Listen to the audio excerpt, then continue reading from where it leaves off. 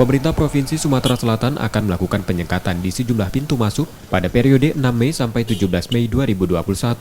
Hal ini dilakukan untuk mengurangi potensi penularan COVID-19. Kepala Dinas Perhubungan Sumsel Arinarsa mengatakan, berdasarkan keputusan Menteri Perhubungan akan ada pembatasan kendaraan yang melintas. Aturan ini diterapkan juga di Sumatera Selatan.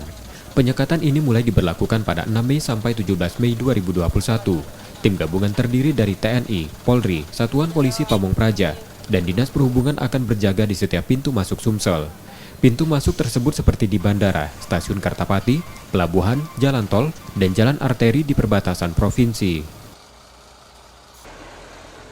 Ya di pintu-pintu masuk begitu.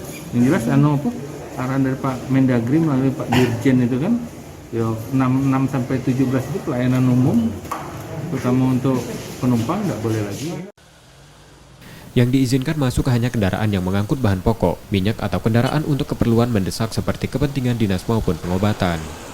Aturan juga berlaku bagi kendaraan umum, bus penumpang atau perusahaan travel. Sumsel tidak sulit melakukan penyekatan, karena prosesnya sudah mulai dilakukan di pelabuhan penyeberangan Bakauheni dan Merak. Tim Liputan, Kompas TV, Palembang, Sumatera Selatan.